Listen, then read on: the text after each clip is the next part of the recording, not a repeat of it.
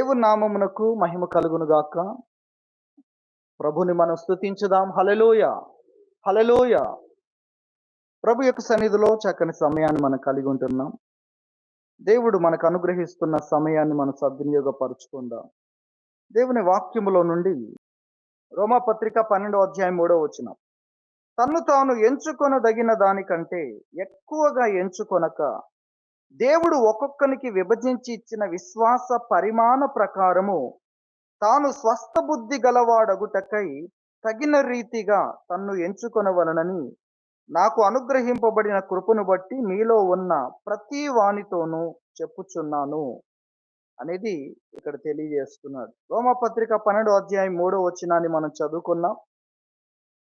ఇక్కడ తనను తాను ఎంచుకొనదగిన దానికంటే ఎక్కువగా ఎంచుకోకూడదు అనే మాటను చెప్పాడు. అది ఇక్కడ మనం చూస్తున్నాం.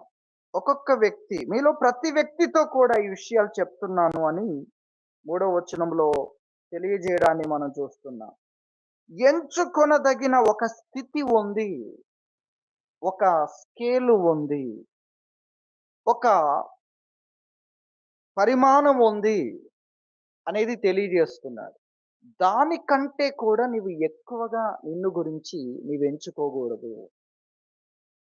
అనేది ఇక్కడ తెలియజేస్తున్నాడు. ఎలా ఎంచుకోవాలి అనేది కూడా ఇక్కడ మనం చూస్తున్నాం. ఎలా ఎంచుకోవాలంటే దేవుడు ఒక్కొక్కనికి విభజించి ఇచ్చిన విశ్వాస పరిమాణము ప్రకారముగా ఎంచుకోవాలి అనేది తెలియజేస్తున్నాడు.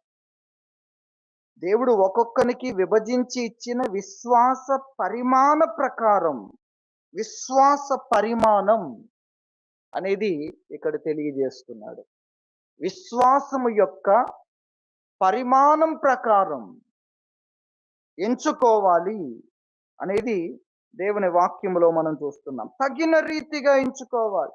తాను స్వస్థ బుద్ధి గలవాడగుటకై, స్వస్థ బుద్ధి గలవాడుగా ఎంచబోటకు, బుద్ధిమంతుడుగా, ఇతడు బుద్ధిమంతుడు అని ఎంచబడాలి అంటే ఎలా ఎంచుకోవాలి? తగిన రీతిగా ఎంచుకోవాలి.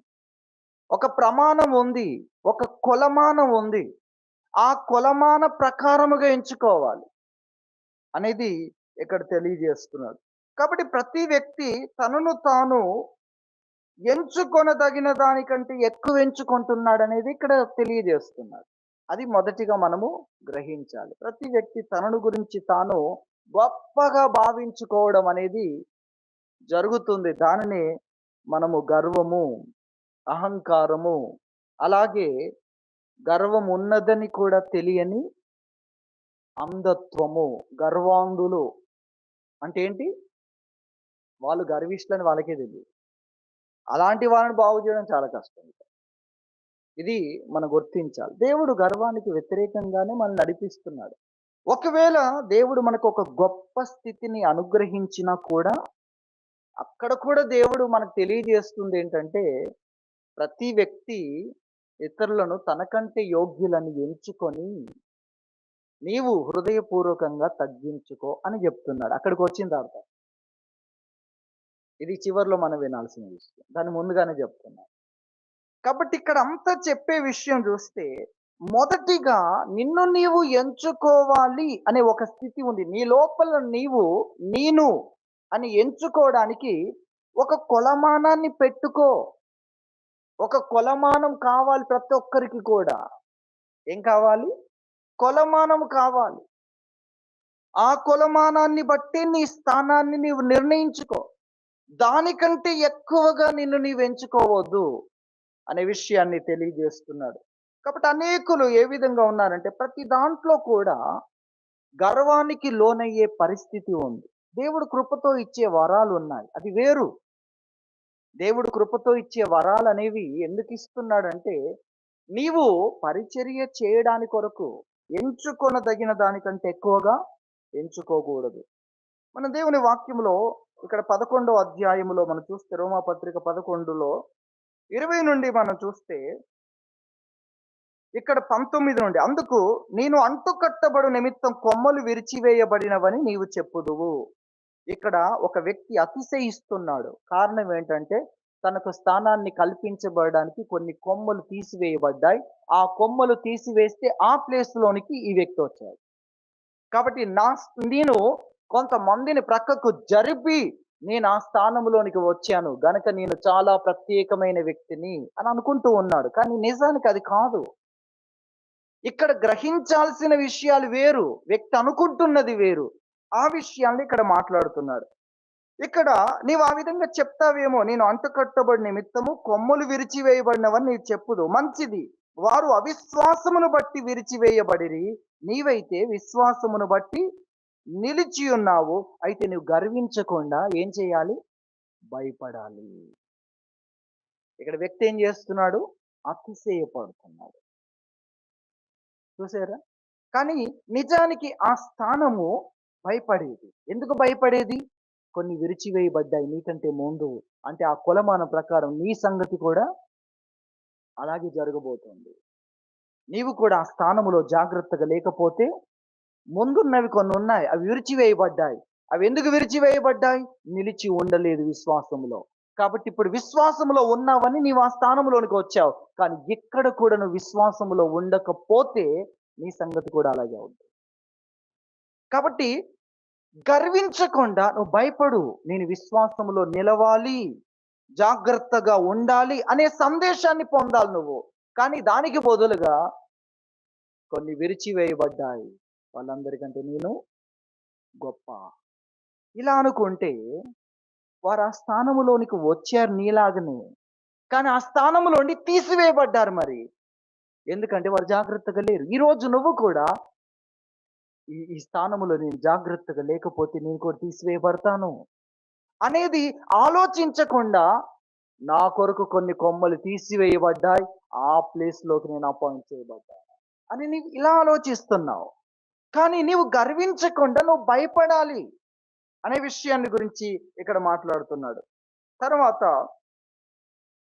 21లో దేవుడు స్వాభావికమైన కొమ్మలను విడిచిపెట్టని ఎడల నిన్నును విడిచిపెట్టాడు. చూడండి. అలాగే ఇక్కడ తెలియజేస్తున్నాడు. వారు మొదటిగా ఈ వ్యక్తితో మాట్లాడుతున్నాడు. నీవు గూడా విశ్వాసంలో నిలబడకపోతే స్వాభావికమైన కొమ్మల్నే విడిచిపెట్టలేదు. నిన్ను కూడా విడిచిపెట్టాడు. నువ్వు కూడా తీర్పుకు గురవుతావు. నీవు కూడా కొలవబడతావు. ఆ కొలమానం చొప్పున కొలవబడినప్పుడు విశ్వాసములో నిలవకపోతే నువ్వు కూడా తీసివేయబడతావు. కాబట్టి ఇప్పుడు నువ్వు విశ్వాసంలో స్థిరంగా ఉండుటను గురించి ఆలోచించాలి. దానికి బదులు అతిశయపడుతున్నావు అనే సంగతిని గుర్తు చేస్తున్నాడు. తర్వాత స్వాభావికమైనవి విశ్వాసములో లేవు గనక తీసివేశాడు. కానీ వారు విశ్వాసంలోనికి వస్తే మళ్ళీ అంటుకడతాడు. మళ్ళీ అంటుకట్టి నీకంటే గొప్పగా వాళ్ళు కావచ్చు. కాబట్టి నీవు కొలమానాన్ని మిస్ అవుతున్నావు అనేది ఇక్కడ తెలియజేస్తున్నాడు. ఆ విషయాలు మనం చూస్తాం. కాబట్టి మనం ఆలోచన విధానం అనేది మారాలి. మన ఆలోచన విధానము మనల్ని స్థిరపరిచేదిగా, మనల్ని ఎదిగించేదిగా, దేవుని కొరకు విస్తారమైన ఫలాలు ఫలించేదిగా మన ఆలోచనలు ఉండాలి. దానికి బదులు మనం సరైన కొలమానాన్ని ప్రక్కన పెట్టి మనము గొప్పవారం అనుకోవడం, మనకు మనం బుద్ధిమంతులం అనుకోవడం, స్వస్థ బుద్ధిని కోల్పోవడం, మన డిగ్నిటీని కోల్పోవడం అనేది జరుగుతుంది అనేది ఇక్కడ తెలియజేస్తున్నాడు. తాను స్వస్థ బుద్ధి గలవాడగుటకై బుద్ధిమంతుడు అనిపించుకోవడానికి ఇతడు బుద్ధిమంతుడు, ఇతడు ఘనత కలిగిన వాడు, హుందాగా ఉండడాని కోసం తగిన రీతిగా ఎంచుకునే వ్యక్తికి విలువ ఉంటుంది. తగిన రీతిగా ఎంచుకొనని వ్యక్తికి విలువ ఉండదు. అతడు బుద్ధి లేనివాడు అనిపించుకుంటాడు. కాబట్టి స్వస్థ బుద్ధి గలవాడు అగుటకై తగిన రీతిగా ఎంచుకోవాలి అన్న విషయాన్ని ఇక్కడ తెలియజేస్తున్నాడు. దేవుని వాక్యంలో ఇక్కడే 11వ అధ్యాయము 25వ వచనంలో మనం చూస్తే, సహోదరులారా మీ దృష్టికి మీరే బుద్ధిమంతులమని అనుకొనకుండునట్లు ఒక మర్మాన్ని నేను మీకు తెలియజేయాలని, లేక మీరు తెలుసుకోవాలని ఇదిగో ఈ మర్మాన్ని నేను మీకు తెలియజేస్తున్నాను. అదేమనగా అని మాట్లాడుతున్నారు. ఎందుకు వీరంతా? మాకు మేము బుద్ధిమంతులం. దేవుడు మేము గొప్ప అనుకున్న ఇశ్రాయేలుని ప్రక్కన పెట్టి మమ్మల్ని తీసుకొచ్చాడు ఆ ప్లేస్‌లోకి.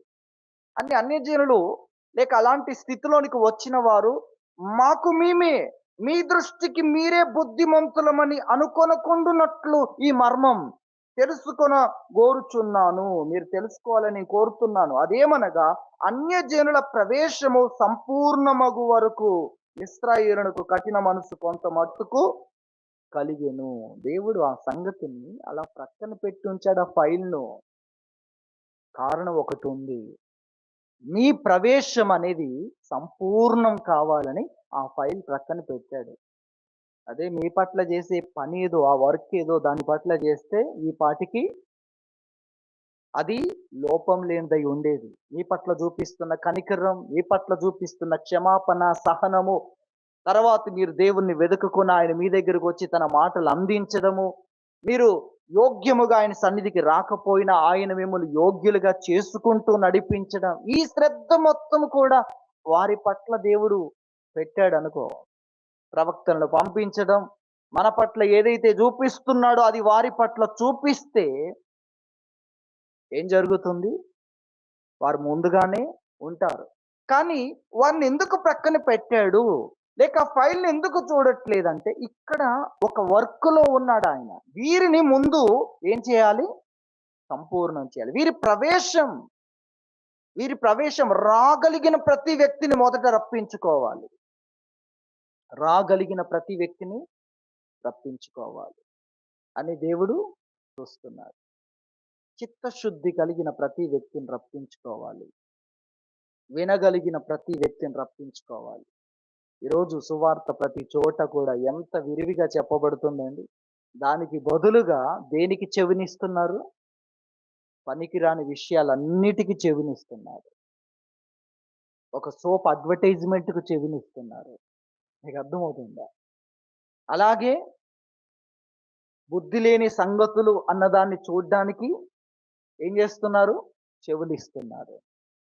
మనిషి యొక్క అపజయాలు చెవినిస్తున్నారు. అక్కడ విజయాలను గురించి నేర్చుకునేది కూడా లేదు. ప్రతి దానికి చెవినిస్తున్నారు. కానీ సత్యానికి చెవినివ్వడం లేదు. లేక జీవానికి చెవినివ్వడం లేదు. నిత్య జీవానికి చెవినివ్వడం లేదు. అక్షయతకు చెవినివ్వడం లేదు. ఏ సువార్తను దేవుడు పంపిస్తున్నాడండి? ఏంటి సువార్త? బైబిల్ తెలియజేసే అతి ప్రాముఖ్యమైన విషయం ఏంటంటే యేసుక్రీస్తును పరిచయం చేయడం.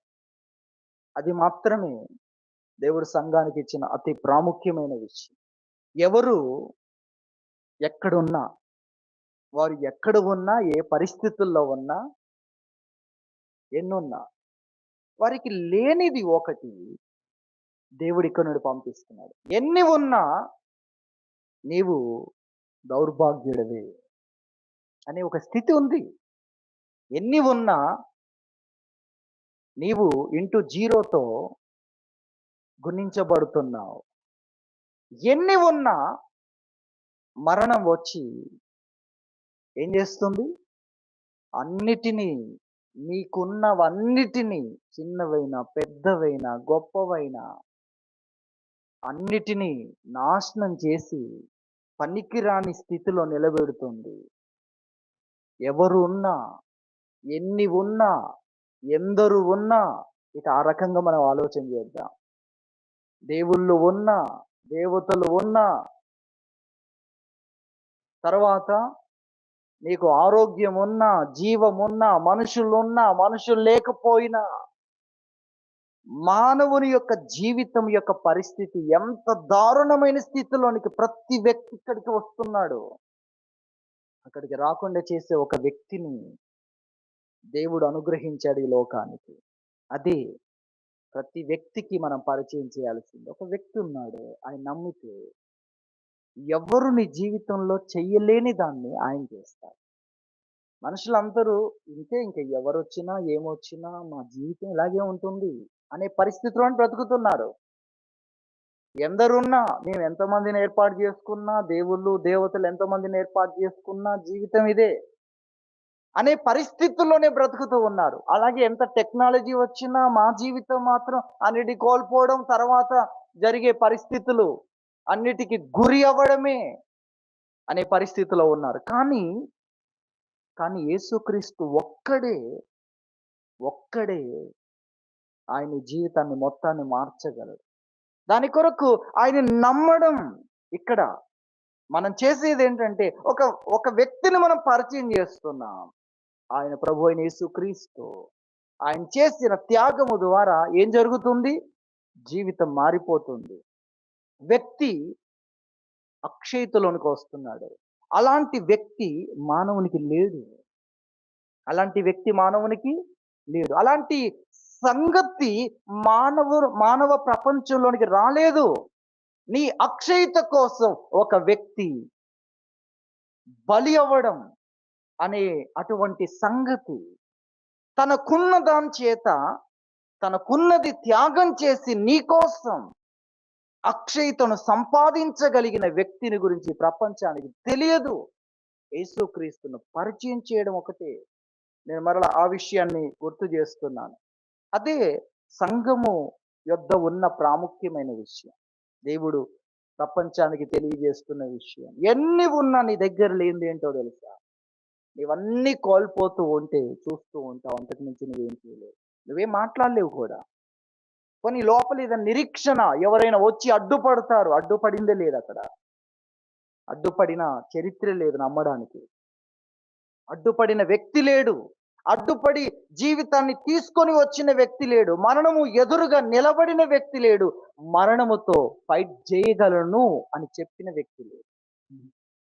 మరణముతో ఫైట్ చేయగలను, మరణాన్ని వంచగలను అని మరణముతో మాట్లాడిన వ్యక్తి లేడు. కాబట్టి అది ఇక్కడ మనం తెలియజేసేది, సంఘము ఎంతమంది ఉన్నా, ఎందరు ఉన్నా, ఎన్ని ఉన్నా సువార్త యొక్క సత్యం మనకు అర్థం కావాలి. అది ఎంత ప్రాముఖ్యమైన విషయం. వ్యక్తి ఎవరైనా శరీరంతో ఉంటే చాలు. శరీరంతో ఉంటే చాలు. ఈ సువార్తను మనం ప్రకటిస్తాం. క్రీస్తును మనం పరిచయం చేస్తాం. ఆయన మాత్రమే, ఇంకెవరు కాదు. కాబట్టి అన్యజనుల ప్రవేశం సంపూర్ణం కావాలని దేవుడు చూస్తున్నాడు అనేది మనం ఇక్కడ జ్ఞాపకం చేసుకుంటున్నాం. మన ముగింపులోనికి రావాలి. దేవుని వాక్యం మనకు తెలియజేస్తుంది. మనము తగిన రీతిగా మనల్ని మనం ఎంచుకోవాలి. తగిన రీతిగా మనం ఎంచుకున్న దగిన దానికంటే గొప్పగా నువ్వు ఎంచుకోవద్దు, ఎక్కువగా నువ్వు ఎంచుకోవద్దు. ఇది మనం తెలుసుకోవాలి. మరి నేను ఎలా ఎంచుకోవాలి? విశ్వాస పరిమాణం ప్రకారం ఎంచుకోవాలి అనేది వాక్యం తెలియజేస్తుంది. మనల్ని మనం గొప్పగా భావించుకునే పరిస్థితిలో ఉండకూడదు అనేది దేవుని వాక్యములో నుండి మనం జ్ఞాపకం చేసుకుంటున్నాం. అలాంటి వ్యక్తిని గురించి సామెతల గ్రంథం 25వ అధ్యాయము 12వ వచనములో అక్కడ వాక్యం తెలియజేస్తుంది. తన దృష్టికి తాను జ్ఞానిని అనుకునే వాణ్ణి చూసావా? వానికంటే ఒక మూర్ఖుణ్ణి సులువుగా బాగు చేయొచ్చు అన్నాడు. మీకు అర్థమవుందా? అది ఎంత ప్రమాదకరమైందో తెలుసా? ఎంత ప్రమాదకరమైందో తెలుసా? నా దృష్టికి నేను జ్ఞానిని, నా దృష్టికి నేను జ్ఞానిని అనుకుంటే ఎంత ప్రమాదం. అలాంటి వాణ్ణి బాగు చేయలేం. దానికంటే కూడా ఒక మూర్ఖుణ్ణి సులువుగా గుణపరచవచ్చు అని చెప్పాడు. కాబట్టి ఇదెంత ప్రమాదకరమైంది. కొలమానం కావాలి. ఈరోజు కొలమానం లేక మనుషులు ఏమవుతున్నారో తెలుసా? విమర్శకులు అవుతున్నారు. చెవులు ఉండట్లేదు. ఎందుకు చెవులు లేవు? ఎందుకు వినని వ్యక్తి? నాకు చెప్పేవాడు ఈ ప్రపంచంలో లేడు. ఏంటి ఇలా ఇలా అనుకోవడానికి ఏంటి కొలమానం? ఏంటి కొలమానం? ఏ కొలమానం ఉంది? ఈరోజు కొలమానం లేకుండా వ్యక్తులు విమర్శించడం తప్ప నేర్చుకునేది లేదు.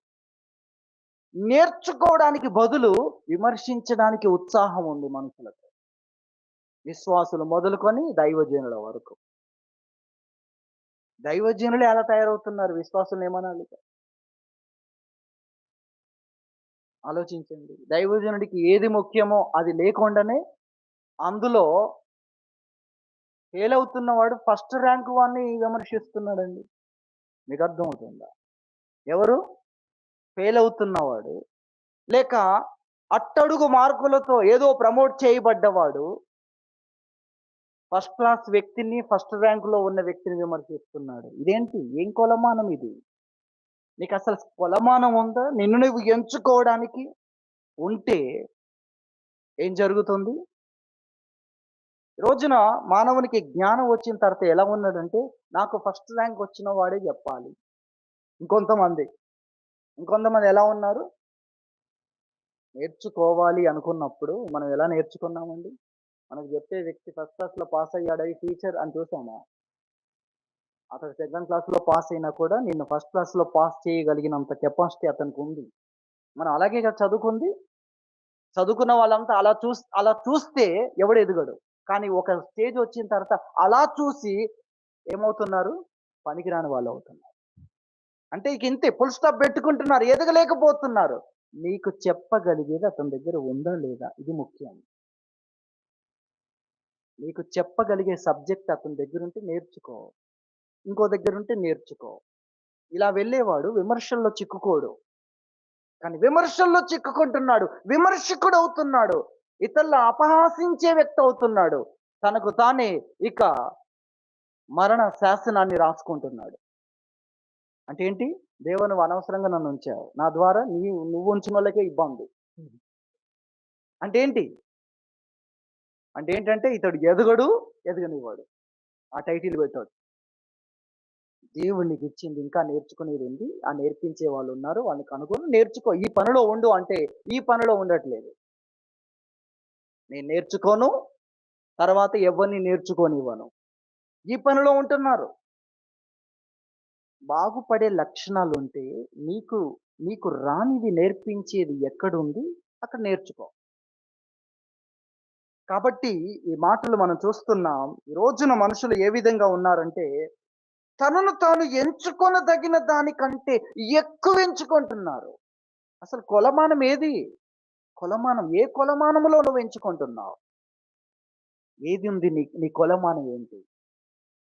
ఆ కొలమానములో ఆ కొలమానం నీకుండాలి అనేది ఇక్కడ మనం చూస్తున్నాం. ఆ కొలమానం లేని ప్రతి వ్యక్తి కూడా గర్వాంధుడవుతాడు. అలాగే ఇతరులను తీర్పు తీర్చేవాడై తనకు తాను తీర్పు తీర్చుకునే వ్యక్తి అవుతాడు అనేది మనం గుర్తించాలి. గలతీ పత్రిక 6వ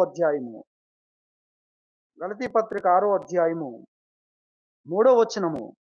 ఎవడైనను వట్టి వాడయుండి తాను ఎన్నికైన వాడనని ఎంచుకొనిన ఎడల తన్ను తానే మోసపరుచుకొనును అనే మాట చెప్పాడు. చూడండి ఎవడైనను వట్టివాడయుండి తాను ఎన్నికైన వాడను. మరి వట్టివాడని వాక్యం ఎందుకు అంటుంది? అతను ఫలభరితంగా లేడు. ఇతరులకు ఫలభరితంగా లేడు. ఇతరులకు మేలుకరంగా నేర్చుకునేది అతనిలో లేదు. కానీ అతడు ఏమనుకుంటాడు? నేనే గొప్ప. ఏ విధంగా?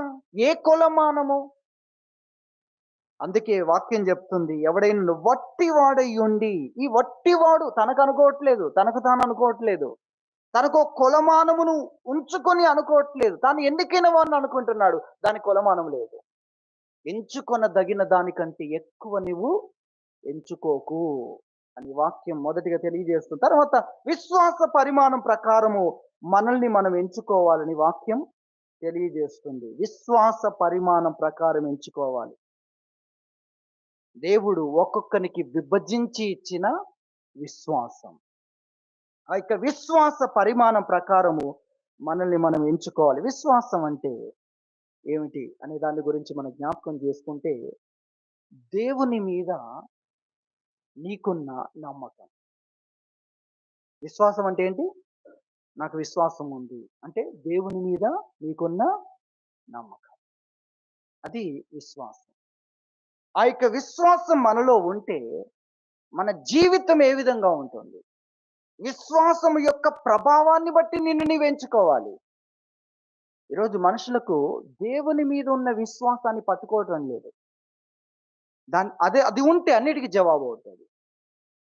దేవుని మీద నీకు విశ్వాసం ఉంటే నువ్వు శ్రమలు లెక్క చేయవు. దేవుని మీద నీకు విశ్వాసం ఉంటే నువ్వు శోధనలను జయిస్తావు. దేవుని మీద నీకు విశ్వాసం ఉంటే నీకున్న ఆటంకాల గురించి నువ్వు మాట్లాడవు. ఎందుకు? నీకేముంది? దేవుని మీద విశ్వాసం ఉంది. దేవుని మీద విశ్వాసం ఉంటే నువ్వు సమస్యల గురించి మాట్లాడవు. నాకు దేవుని మీద విశ్వాసం ఉంది. వీటి మీద కాదు. సమస్యల గురించి మాట్లాడుతున్నారు. సమస్యల్లో పిరికివారవుతున్నారు. సమస్యల్లో ధైర్యాన్ని కోల్పోతున్నారు. వారి విశ్వాసం ఏ విధంగా ఉంది? దేవుని మీద నీకు విశ్వాసం ఉందా? లేదు. మేము గొప్ప విశ్వాసం గలవారు. ఎలా? ఎలా? నీ విశ్వాసాన్ని చూపించు. విశ్వాస పరిమాణం ప్రకారం, విశ్వాసము యొక్క డిగ్రీ ప్రకారం, విశ్వాసము యొక్క తరగతి ప్రకారం, కొలమానం ప్రకారం నిన్ను నీవు ఎంచుకోవాలి. ఒక్కొక్కరి విశ్వాసం గురించి బైబిల్ తెలియజేస్తుంది. హెబ్రీ పత్రిక 11వ అధ్యాయం ముగింపులోనికి రావాలి గనక అనేకమైన విషయాలు ఉన్నాయి. కొంతమంది వారి శోధనలే జయించట్లేదు. వీళ్ళ విశ్వాసము వీళ్ళకేముంది? విశ్వాసం ఉంది. వాళ్ళ విశ్వాసము వాళ్ళకొస్తున్న శోధనలు, కానీ వాళ్ళు ఏ అంతస్తులో ఉండాలో తెలుసా? శోధనలు అనేది ఆ బేసిక్. శోధనలను జయించడం అనేది చిన్న విషయం. త్యాగం చేసే దగ్గరికి రావాలి. మీకు అర్థమవుతుందా? వాళ్ళకు చెరుపు చేసే వాటిని జయించలేకపోతున్నారు. వాళ్ళకు ఉన్న లాభకరమైన దేవుడిచ్చిన లాభాన్నే ఇతరుల కొరకు నష్టం చేసుకునే అంతటి అంతస్తులో ఉండాలి విశ్వాసంలో. ఏం లేవు? బేసిక్సే లేవు. వారు ఇక విశ్వాసాన్ని బట్టి ఎంచుకోమంటే నాకు చాలా విశ్వాసం ఉంది. ఏది నీ విశ్వాసం? ఏది నీ విశ్వాసం? నీ శోధనలను జయించిందా నీ విశ్వాసం? నిన్ను ఆకర్షించే ఆకర్షణలను జయించిందా నీ విశ్వాసం? గేహజీ అనే వ్యక్తిని చూస్తాం. గొప్ప వ్యక్తి. మామూలుగా చూస్తే అలాంటి స్థానంలో ఉన్నాడు. శిష్యుడు. దేవుని రాజ్యాన్ని వెతకడానికి లోకాన్ని తెగించి వచ్చినవాడు. లోకములో ఉన్న ఆనందాలు, లోకములో ఉన్నవన్నిటిని నాకక్కర్లేదు అని వచ్చినవాడు. అంటే ఎంత గొప్పగా ఉన్నాడు? అలా కొనసాగుతున్న అతనికి ఒక రోజున కలిగిన ఒక శోధనలో పడిపోయాడు. దేని వెంబడి పరిగెడుతున్నాడు? వస్త్రాలు. ఏం వస్త్రాలవి? అవి వేసుకుంటే దేవుని కుమారులాగా ఉంటావా? అవి నయమాన్ని ఎందుకు ఇస్తాడు? దేవుడు ఇస్తాడు అవి. కదా! అలాంటి వస్త్రాలు. ప్రభువా నీవిచ్చే ఆ మహిమ వస్త్రం, స్తుతి వస్త్రం, ఆ యొక్క సంతోష వస్త్రం, ఉల్లాస వస్త్రం అనగా ఎన్ని పరిస్థితులు ఉన్నా దేవుణ్ణి బట్టి సంతోషించుట అనేది అంతరంగములో ఉండే వస్త్రం. అది దేవుడిస్తాడు. ఎల్లప్పుడూ ఆనందించండి అని చెప్తున్నాడు. ఎక్కడుండి? జైల్లో ఉండి ఆనందాన్ని గురించి మాట్లాడుతున్నాడు. జైల్లో ఉండి, బంధకాల్లో ఉండి, కఠినమైన పరిస్థితులు ఎదుర్కొంటూ, సౌకర్యాలు లేకుండా ఒత్తిడికి గురవుతున్న పరిస్థితుల మధ్యలో సంతోషం గురించి మాట్లాడుతున్నాడు. సంతోషం గురించిన ఉజ్జీవ వర్తమానాన్ని సౌకర్యాల్లో ఉన్నవారికి పంపిస్తున్నాడు. అతనికి ఏముంది? సంతోష వస్త్రం ఉంది లోపల. దేవుడిచ్చాడు. కాబట్టి ఆ నయమాను యొక్క రథం వెంబడి పరిగెడుతున్నాడు. ఎవరు? గేహజీ. గేహజీ ఎవరు? ఎలీషా దగ్గర ఉన్న శిష్యులందరిలో ప్రాముఖ్యమైన వ్యక్తిగా చెప్పబడే వ్యక్తి. శోధనలనే జయించలేకపోతున్నాడు. ఎంత విశ్వాసం ఉందండి? అది మనం గ్రహించాలి. కొంతమందిని గురించి అలాగే యేసుప్రభు శిష్యుల్లో ఇస్కరియోతు యూదా ఆ డబ్బు సంచి అతని మీద పెడితే దొంగిలించడం మొదలు పెడుతున్నాడు. లెక్క లేకుండా ప్రవర్తిస్తున్నాడు. ఆ లెక్కలన్నీ దేవునికి తెలుసు. దేవుడిచ్చే అవకాశాలను కూడా దేనికోసం వినియోగించుకుంటున్నాడు? దేవుడు చెప్తున్నాడు, ఇక్కడ ధనం నాశనం అవుద్ది, అక్కడ నువ్వు కూర్చుకో అంటుంటే ఆ సందేశం తనకు కాదనుకుంటున్నాడు. ఏది నీ విశ్వాసం? ఆ విషయాలు మనం చూస్తే అలాగే విశ్వాసం శోధనలు జయిస్తుంది. విశ్వాసము శ్రమల మధ్యలో ధైర్యముగా స్థిరంగా ఉండేటట్లు చేస్తుంది. ప్రాణాలు పోయే పరిస్థితిలో కూడా బెదరకుండా నిలబడుతుంది. ఎదురుగా అగ్నిగుండం ఉంది. భయపడ్డారా? భయపడలేదు. ఎదురుగా మరణకరమైన పరిస్థితి ఉంది. యాకోబు భయపడ్డాడా? ఖడ్గముతో నరికితే నరకు, నేను కన్న వాటిని విన్న వాటిని చెప్పకుండా ఉండలేనని చెప్పాడు. నరికేశాడు. యాకోబుని ఖడ్గంతో చంపేశాడు. వాళ్ళు నిలబడ్డారంతే. అది విశ్వాసం. మనము గ్రహించాలి, స్థిరంగా ఉండడం, ఎదిరించు వారికి ఏమాత్రం భయపడకుండా. ఫిలిప్పి పత్రికలో ఈ వాక్యాన్ని మనం చూడగలం. చూడండి, దేవుని వాక్యంలో ఫిలిప్పి పత్రిక మొదటి అధ్యాయము 28వ వచనం చూస్తే, ఏ విషయంలోనూ ఎదురించు వారికి బెదరక అందరూ ఒక్క భావంతో సువార్త విశ్వాస పక్షమున పోరాడుచు ఏక మనసు గలవారై నిలిచి ఉన్నారని నేను మిమ్మును గురించి వినులాగున మీరు క్రీస్తు సువార్తకు తగినట్లుగా ప్రవర్తించుడి. అట్లు మీరు బెదరకుండుట వారికి నాశనమును మీకు రక్షణయును కలుగును అనుటకు సూచన అయ్యున్నది. ఇది దేవుని వలన కలుగునదే. ఏ విషయములోనూ ఎదురించి వారికి బెదరకూడదు. అదే వారికి నాశనం, మీకు విజయం కలుగుతుంది అనడానికి ఏంటట? సూచన. బెదరకూడదు.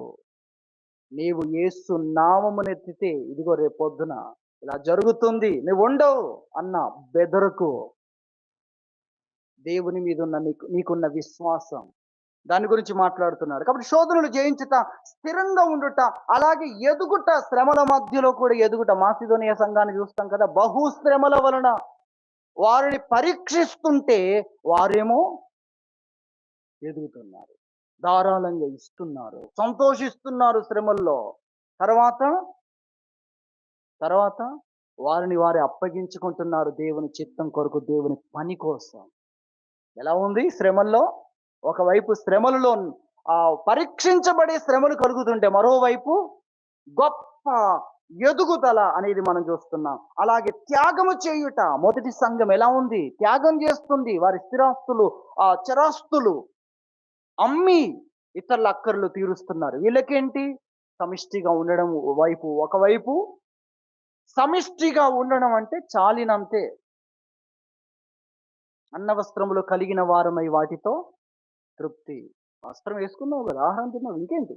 ఇంకింతకంటే ఉందా అనేంతగా చూడండి అక్కడికి రావడం. ఇంకా ఆశించే స్థితిలో ఉండకు, పని చేసే స్థితిలో ఉండు. దేవుని కొరకు నిలబడు. ఇంకా ఏదో వస్త్రము లేదు, అలాగే ఇంకా ఆహారము లేదు, రేపటి కాదు ఈ పూటకు అనుకున్నప్పుడు ఓకే, ఇతన్ని ఆహారం తిననివ్వండి, ఇతని వస్త్రం ధరించనివ్వండి. ఆహారం వస్త్రం ఉందా? ఇంకేంటి? ఇక నిలబడు, నువ్వు చేయగలిగిందంతా చేయి. మొదటి సంఘము ఆ విధంగా ఉన్నారు. అలాగే అనేకులు. మోషేని గురించి మనం చూస్తాం. మోషే పెద్దవాడైనప్పుడు ఐగుప్తు ధనం కంటే క్రీస్తు విషయమైన నింద గొప్ప భాగ్యం అని ఎంచుకున్నాడు. దేన్ని బట్టి? విశ్వాసమును బట్టి. చూసారా విశ్వాసం అంటే? విశ్వాసం అంటే ఏంటి? విశ్వాసం అంటే ఏంటి? ఏది శాశ్వతం, ఏది తాత్కాలికం? ఈ తాత్కాలికం ఎన్ని రోజులున్నా నీది కాదు, నీకు సంబంధించదు. శాశ్వతమైన దాని కొరకు ఒక్కరోజు బ్రతికినా చాలు. అది విశ్వాసం. ఆ గ్రహింపునిచ్చింది. ఇదిగో దీనికంటే, ఐగుప్తు ధనం కంటే ఆ నింద కావాలి. ఆ నిందలో ఫరోని చంపేస్తాడేమో, అయినా పర్వాలేదు, ఒక్కరోజైనా ఆ నిందను భరించే వ్యక్తిగా నేను ఉండాలి. చూడండి ఎటువంటి వ్యక్తిగా ఉన్నాడు. అలాగే అల్పకాలం అనేది కూడా ఎవరు చెప్తున్నారు? విశ్వాసం చెప్తుంది. ఈ భోగమును అనుభవించుట కంటే, రాజుగా ఉండి సర్వ సుఖాలు అనుభవించుట కంటే ఏది మేలాట? దేవుని ప్రజలతో శ్రమ అనుభవించుట మేలని యోచిస్తున్నాడు, ఆలోచిస్తున్నాడు. ఆ గ్రహింపు విశ్వాసం ఇచ్చింది. అది విశ్వాసం. మన ముగింపులోనికి రావాలి గనక నేను ఈ మాటలన్నీ మీకు గుర్తు చేస్తాను. శోధనలు జయించుట, శ్రమల మధ్యలో స్థిరంగా ఉండుట, వాటినే బేస్ చేసుకొని ఉన్నతమైన స్థితిలోనికి ఎదుగుట, అలాగే త్యాగపూరితంగా తనకు ఉన్నది ఏదో కావాలని కాకుండా తనకు ఉన్నదాన్ని ఎదుటి వ్యక్తి మేలు కోసము త్యాగము చేయగలిగిన స్థితిలోనికి రావడం, ఇవన్నీ విశ్వాస సంబంధమైన విషయాలు. వాక్యంలో మనం హెబ్రీ పత్రిక 11వ అధ్యాయంలోనికి వస్తే అక్కడ కావలసిన విషయాలు ఉన్నాయి. విశ్వాసమును బట్టి అంటే విశ్వాసం వల్లనే, వారి విశ్వాసం వారిని ఇలా చేసింది. విశ్వాసం వారికి ఇలాంటి గ్రహింపునిచ్చింది, ఇలాంటి జ్ఞానం ఇచ్చింది. విశ్వాసం అంటే జ్ఞానం, విశ్వాసం అంటే అంతరంగంలో ఉన్న శక్తి, విశ్వాసం అంటే పరిశుద్ధాత్మ ప్రేరేపణ అని అనేకమైన విషయాలు చెప్తున్నాడు అక్కడ. విశ్వాసం. వారు ఎందుకు అలా అయ్యారు? విశ్వాసం. విశ్వాసం అంటే ఏంటో అర్థమవుతుందా? విశ్వాసమును బట్టి నువ్వు ఎంచుకో. ఏది నీ విశ్వాసం? అందులో మొట్టమొదటిగా పరిచయం చేస్తున్నాడు. ఎవరిని? హేబేలుని పరిచయం చేస్తున్నాడు. హేబేలు జీవితం ఉంది, కయ్యోను జీవితం ఉంది. కానీ హేబేలు జీవితం ఎలా ఉంది? చాలా శ్రేష్టంగా ఉంది. దేవుడు అంగీకరించేటట్లుగా ఉంది. అతడు అర్పణ దేవునికి అర్పించినప్పుడు శ్రేష్టమైన అర్పణ అర్పించగలిగాడు. ఎంత శ్రేష్టమైందో తెలుసా? ఎందుకలా అర్పించగలిగాడు? కారణం విశ్వాసం. కారణం ఏంటట? విశ్వాసం. అది కయ్యూనుకి లేదు. కయ్యూను భౌతికంగా ఆలోచించాడు. ఈరోజు అనేకులు విశ్వాసాన్ని సంపాదించుకొని భౌతిక జ్ఞానాన్ని సంపాదిస్తున్నారు. అందుకే వారు దేవునికి ఇష్టలుగా ఉండట్లేదు. విశ్వాసాన్ని సంపాదించు. అతడు ఆలోచించాడు. నేను దేవుని దగ్గర తీసుకెళ్ళడం ఏంటి? అన్నీ ఆయన ఇచ్చాడు కదా! అన్నీ నేను ఒకనికి ఇచ్చాననుకో, 100 గొర్రెలు ఒకనికి ఇచ్చాననుకో, అతడు గొర్రె తీసుకొస్తే, ఏంటి నేను నీకు 100 ఇస్తే నువ్వు ఒకటి ఇస్తున్నావా? ఉంటుందా? అసలు నేను నేను తీసుకువెళ్ళడం ఏంటి? అని వెంటనే లోపల హృదయం కృతజ్ఞతతో అంటే క్రిందికెళ్ళిపోయింది. నీకు అర్థమవుతుందా? అది ఆలోచించాడు. అది ఆలోచించి అతని హృదయం ఎలా ఉందంటే, ప్రభువా నేను రావచ్చా నీ సన్నిధికి? దీనత్వంతో ఉంది అతని హృదయం. తర్వాత ఒకవేళ దేవుడు రావడానికి అవకాశం ఇస్తే నేనేది ఇవ్వాలి? ఆలోచించడం మొదలుపెట్టాడు. విశ్వాసం, దేవుని గురించిన జ్ఞానం, దేవుడంటే ఏంటి? ఆయనకు మనం ఇవ్వడం ఏంటి? ఆయనే అన్ని ఇచ్చాడు. కాబట్టి ఆయన దగ్గరికి నువ్వే అన్ని ఇచ్చావు అన్న హృదయంతో వెళ్ళాలి. నీవే అన్ని ఇచ్చావు అనే గ్రహింపు లోపల ఉండాలి. అది తీసుకొచ్చింది విశ్వాసం. అంటే దేవుని గురించిన జ్ఞానం, దేవుని గురించిన గ్రహింపు. అలాగే ఒకవేళ ఇవ్వడానికి దేవుడు అవకాశం ఇస్తే ఏది ఇవ్వాలి అని ఆలోచిస్తున్నప్పుడు ఫస్ట్‌న పుట్టింది ఇవ్వాలి అనే ఆలోచన వచ్చింది అతనికి. మొట్టమొదటి వాటిని దాంట్లో, దాంట్లో క్రొవ్విన వాటిని ఇలా ఆలోచించాడు. చూసారా? ఎన్ని రకాలుగా ఆలోచించాడో అది మనం చూస్తున్నాం. కాబట్టి శ్రేష్టమైన అర్పణ. ఆ అర్పణలు చూసినప్పుడు దేవుడు ఒక్కొక్క విభాగంలో అతని గురించి దేవుడు సాక్ష్యం చెప్పాడు. అతని గురించి ఏమిచ్చాడు? సాక్ష్యం. విశ్వాసము దేవుని చేత సాక్ష్యము పొందే అంతస్తులో నిలబెట్టింది అతన్ని. ఇది విశ్వాసం. అలాగే మరలా మనం చూసినట్లయితే హానోకును గురించి మనం చూస్తాం. దేవుని వాక్యంలో హానోకును గురించి మనం చూస్తాం. అతన్ని గురించి చూస్తే అతన్ని గురించి ఏం కనబడుతుంది అక్కడ? అతడు దేవునికి ఇష్టుడై ఉండెను. అతడు కొనిపోబడక మునుపు అతని విశ్వాసాన్ని బట్టి దేవుడు అతన్ని సావు లేకుండా తీసుకోవాలనుకున్నాడు. అది మీరు గ్రహించాలి. అంటే విశ్వాసం అన్న దాంట్లో లాస్ట్‌లో అల్టిమేట్‌గా ప్రత్యక్షమయ్యే ప్రత్యక్షత. ఈ విశ్వాసంలో మన అడుగులు వేస్తూ కొనసాగితే లాస్ట్‌కు చిట్ట చివరిగా మనం ఒక దాన్ని కనుగొంటాం. దాన్ని మొదటే ఇచ్చేసాడు దేవుడు. ఏంటది? క్షయత అక్షయతగా మారడం. ఇది లాస్ట్‌లో మనం కనుగొనేది. అది 1 కొరింథీ 15 అధ్యాయంలో ఆ మాటలు మనం చూస్తాం. కాబట్టి దాన్ని ముందుగానే ఇవ్వాలనుకున్నాడు. ఎందుకు? అతని విశ్వాసాన్ని బట్టి దేవునికి అంత ఆనందం కలిగేసరికి ఇతనికి నేనేమి ఇవ్వాలని దేవుడు ఆలోచించాడు. కాబట్టి ఆలోచించి దేవుడు అది ఇవ్వాలనుకున్నాడు. అది మీరు గ్రహించాలి. ఒకసారి ఆ వాక్యాన్ని మనం చూద్దాం. హెబ్రీ పత్రిక 11వ అధ్యాయము. 11వ అధ్యాయంలో 5వ వచనం, విశ్వాసమును బట్టి హనోకు మరణము చూడకుండునట్లు కొనిపోబడెను.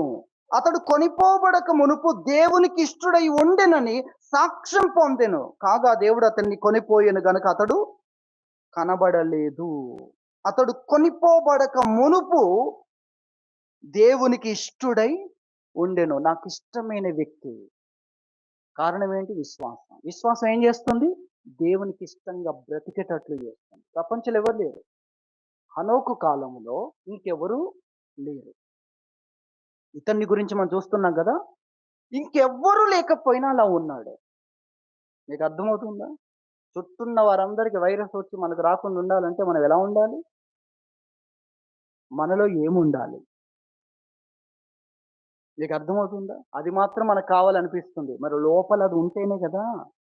లోపల అది ఉండాలి కదా! ఏంటది? విశ్వాసం. అందరూ ప్రభావితం అవుతున్నారు. వ్యతిరేకమైన జీవితానికి మనస్సుకు నచ్చినట్లుగా నేనెందుకు చేయకూడదు? నేనెందుకు చేయకూడదు? వాళ్ళు అలా చేస్తే నేను ఇలా చేయొచ్చు అని చేస్తున్నారు. కానీ ఇతడు మాత్రం, నేను మాత్రం అందరికీ వారికి నచ్చినట్లు నేను దేవునికి నచ్చినట్లు ఉండాలి. చూసారా?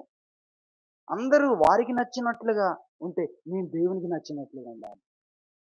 విశ్వాసం. అతని విశ్వాసము దేవుణ్ణి గూర్చి ఆయనకు, మనుషులకు ఆ వ్యక్తికి నచ్చినట్లుగా, ఈ వ్యక్తికి నచ్చినట్లుగా ఆ వ్యక్తిని ఇంప్రెస్ చేయాలి. ఈ వ్యక్తి యొక్క దయను సంపాదించుకోవాలి. ఈ వ్యక్తి పొగట్టట్టుగా నేను తయారు కావాలని వీళ్ళు తయారవుతున్నారు. ప్రతి వ్యక్తి అలా తయారవుతున్నారు. ఎవరినో చూసి. కానీ హనోకును గురించి మనం చూస్తున్నాం. అతడు దేవుణ్ణి బట్టి. అది దేవుని వాక్యం మనకు తెలియజేస్తుంది. కాబట్టి విశ్వాసం దేవునికి ఇష్టంగా దేవుడు సాక్ష్యం చెప్పాడు. నాకిష్టంగా ఉన్నావు. నాకు నచ్చినట్లుగా ఉన్నావు. ఆలోచించే విధానం కానీ, ఎంచుకునే విధానం కానీ తొందరపడకుండా ఆలోచించి నిర్ణయించుకునే విషయంలో కానీ, ఆలోచనల దగ్గర నుండి చేతల వరకు ఈ ప్రక్రియ అంతటిలో కూడా దేవునికి నచ్చినట్లున్నాడతను. అలాగే కొనసాగుతున్నప్పుడు వస్తున్న శోధనలో కూడా అందులో స్థిరంగా ఉండి దాంట్లో కొనసాగడం అనేది చూసినప్పుడు దేవుడు సాక్ష్యం ఇచ్చాడు. విశ్వాసం. దేవుణ్ణి గూర్చి నీకు తెలిసినప్పుడు నీ జీవితం ఎలా ఉంటుంది? ఆయనకు అనుకూలంగా ఉంటుంది. ఎందుకంటే దేవుడంటే నాకు తెలుసు. దేవుడంటే తెలియని వాడు ఎలా ఉంటాడు? ఇష్టానుసారంగా ప్రవర్తిస్తూ ఉంటాడు. ఏలీ కుమారులను గురించి చూస్తాం. యెహోవాను ఎరుగని వారై ఎలా ఉంటున్నారు? దుర్మార్గులుగా ఉంటున్నారు. కఠినాత్ములుగా ఉంటున్నారు. దేవుడు తెలియదు వారికి. విశ్వాసం అంటే దేవుని ప్రత్యక్షత. దేవుడు నాకు తెలుసు. దేవుడిని ఎరిగిన వ్యక్తిని. అది నీ జీవితాన్ని ఆయనకి ఇష్టంగా మారుస్తుంది అనేది మనము ఇక్కడ వాక్యంలో చూస్తున్నాం. అందుకే విశ్వాసం లేకుండా దేవునికి ఇష్టడై ఉండుట అసాధ్యము. దేవుని యొద్దకు వచ్చువాడు ఆయన ఉన్నాడు. ఆయన ఉంటే నువ్వెందుకు ఆగిపోతావు మంచి చేయడంలో? ఆయన ఉంటే నువ్వెందుకు ఆగిపోతావు? ఆయన ఉంటే నువ్వెందుకు తప్పిపోతావు? ఆయన ఉన్నాడు. మనుషులు గేలి చేస్తున్నారు. ఆయన ఉన్నాడు. నా పనిని గుర్తించేవాడు ఉన్నాడు. గనుక నేను నా పనిని త్రికరణ శుద్ధితో చేస్తాను. ఎందుకు? నా పనిని చూసేవాడు, నా పనికి జీతం ఇచ్చేవాడు ఉన్నాడు గనక నా పనిని నేను బెస్ట్‌గా చేస్తాను. ఎందుకు? ఆయన ఉన్నాడు. ఆయన ఉన్నాడు. చూచేవాడు ఉన్నాడు. అలాగే దానికి ప్రతిఫలం ఇచ్చేవాడు ఉన్నాడు. అది విశ్వాసం. ఇక్కడ మనం చూస్తున్నాం. కాబట్టి విశ్వాసం యొక్క పరిమాణం ప్రకారము తగిన రీతిగా మనల్ని మనం ఎంచుకోవాలి అన్న విషయాన్ని ప్రభువు మనకు తెలియజేస్తున్నాడు. ఇలా ఒక్కొక్కరి జీవితం నోవహు జీవితాన్ని చూడండి. అతని విశ్వాసం భయభక్తులు కలిగి జీవించేటట్లు చేసింది అంటాడు అక్కడ. నోవహును గురించి పరిచయం చేస్తూ విశ్వాసమును బట్టి దేవుని యందు భయభక్తులు కలిగిన వాడై ఎలా జీవిస్తున్నాడు? భయభక్తులు. విశ్వాసం అది నేర్పిస్తుంది. ఏది నీ విశ్వాసం? ఇక ఒక్కొక్కరిది అందులోని తీసుకొని ఇది విశ్వాసం యొక్క కొలమానం. ఇంతకీ మన విశ్వాసం ఎక్కడుంది? శోధనలు జయించిందా? శ్రమల్లో స్థిరంగా ఉంటున్నావా? శ్రమలనే ఎదుగుదలకు ఉపయోగించుకుంటున్నావా? అలాగే త్యాగపూరితమైన స్థితిలోనికి వచ్చావా? ఎక్కడున్నావు నువ్వు? దాన్ని బట్టి మనం ఎంచుకోవాలి అనే విషయాన్ని మనం నేర్చుకోవాలి. దేవుడు కృపావరములను మనకు అనుగ్రహిస్తున్నాడు. తలాంతులను బట్టి ఎంచుకోకూడదు. ధనాన్ని బట్టి ఎంచుకోకూడదు. ఇవన్నీ ఆయన చేస్తున్న కార్యాలు. ఇవన్నీ ఆయన చేస్తున్న కార్యాలు. కొంతమంది చెప్తున్నారు, ప్రభువా నీ నామమున మేము ప్రవచించలేదా? నీ నామమున దయ్యములు వెళ్ళగొట్టలేదా? నీ నామమున అనేకమైన అద్భుతములు చేయలేదా? నీకు అర్థమవుతుందా? అది కాదు కొలమానం. అది కాదు కొలమానం. ఈ తలాంతులు అవన్నీ దేవుడు కృపతో ఇచ్చినవి. విశ్వాసం నిన్ను ఎలా నడిపిస్తుంది? దానికి నువ్వెలా లోబడుతున్నావు? ఇది నీ జీవితం. ఇది దేవుని ఆకర్షించేది. ఇది దేవుని చేత సాక్ష్యము పొందేటట్లు చేసే జీవితం.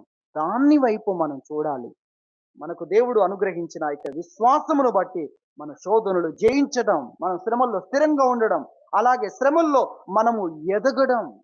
మాసిదోనియా సంఘం శ్రమల గురించి చెప్పట్లేదు. అయ్యా ఎటు చూసినా శ్రమ చెప్పట్లేదు. వారు ఏం చేస్తున్నారు? కొన్ని సనుకుంటున్నారా? కొన్ని దేవుని మీద ఫిర్యాదులు చేస్తున్నారా? కొన్ని విశ్వాసం లేక దేవుని పట్ల ఆసక్తి లేని వారయ్యారా? అత్యధికంగా సంతోషిస్తున్నారు. ఏంటి సంతోషించడం ఏంటి? శ్రమ లేకపోతే జీతం ఎక్కడిది? శ్రమ లేకుండా అనుకున్నదంతా ఇక్కడ జరుగుతూ ఉంటే అక్కడ కదా ఆ జీతాన్ని అనుభవించాల్సింది. ఇది పని స్థలం కదా! పని స్థలంలో సుఖం ఎందుకు కోరేది? పని స్థలంలో పనిని బట్టి జీతం ఉంటుంది. పనిని బట్టి ఆనందించాలి అని వారు అనుకుంటున్నారు. శ్రమ లేకుండా దినమంతా కూడా హాయిగా సంతోషంగా ఉంటే ఏం జీతం ఉంటుంది దేవుని దగ్గర? ఏమి ఉండదు. ఇది పని స్థలం. ఇది పని స్థలం. అనుభవించేది అక్కడ. ఇది పని స్థలం. విశ్రాంతి అక్కడుంది. పని ఇక్కడ ఉంది. పనిని బట్టి నేను సంతోషించాలి. అది వారు నేర్చుకున్నది. వారి విశ్వాసం అది నేర్పిస్తుంది.